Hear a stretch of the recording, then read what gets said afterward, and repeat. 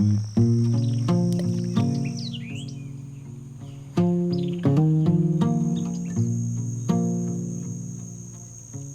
crazy to think about it though, because my dad would swim across.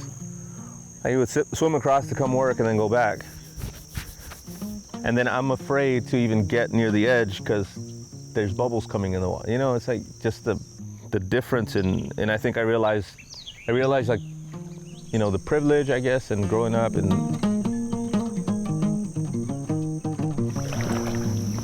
This is a story of a dreamer in a river.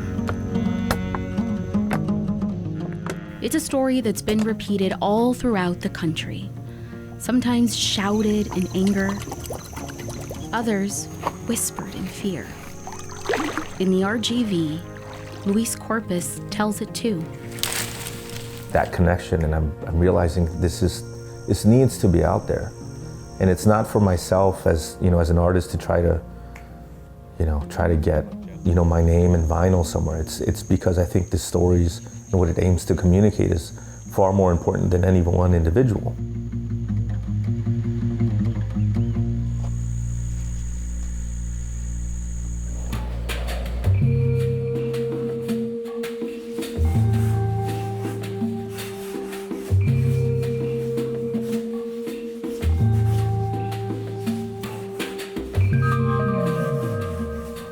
After developing a love for art at the age of 9, Luis found himself as a professor of the subject across different schools for the last 16 years. And as of 2018, the creator of a collection that has put a spotlight on the Rio Grande River and the lives it's touched. I didn't want to do something that was like fell into these typical trope of how other people see our communities. I wanted to try to get something like capture something that was sincere, and I think at a fundamental level. And for me, it was using the Rio Grande as a visual metaphor. Like a love letter, each piece reveals another story of a relationship to the river, not only with details and accents, but materials too. Luis has taken his storytelling a step further, using water directly from the Rio Grande on his portraits and sticks he's gathered along its banks, which are then burned and made into charcoal. The process initially was, where do you go down to the river? And then, making my way down, sourcing the water, taking just an empty jug and just dipping it into the river. I'm also making my own charcoal, my own inks, so getting branches that are near the riverbank. So I think the idea is, they're also part of the river, the roots feed from the water. It's a process he's been doing for the past 7 years, adding new creations, new formats. Some he's even traveled all the way to Germany to learn. The collection continuing to grow with stories of a younger generation dreaming of a better life.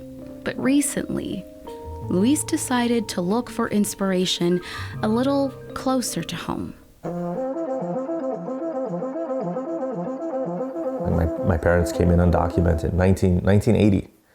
They came in undocumented, and so my reality has been shaped by theirs. As we remove ourselves from our own histories, we forget el esfuerzo, all the plight of the generation prior to us. And I realized how important it was for me to incorporate my dad into one of these drawings. When he was young, he was swimming over the river. He was coming and he was working, and he would go back and he would take his money back to his family in Mexico. The series, in attempting to evoke all these positive attributes of our culture, I felt it was also necessary not only to focus on the youth, but focus on the viejones. Focus on those, our grandparents and our parents, because they're the ones that lived through a lot of those circumstances that have allowed us to have the privileges that we do today. And though some of those viejones may never get to see the Rio Grande again, Luis's paintings brings them together once more.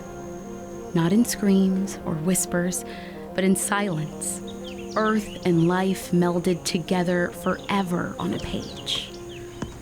to inspire and pass on a new story of a dreamer in a river. And I asked myself, like, does it make a difference?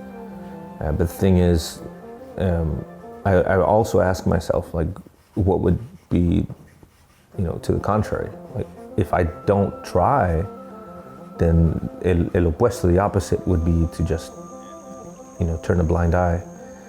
And I realized that that's not the type of person that, I would want my kids to know that their father is. Years from now, after, the gray just continues, and myself, un viejon, I don't want to look back and just think that, I just didn't do anything.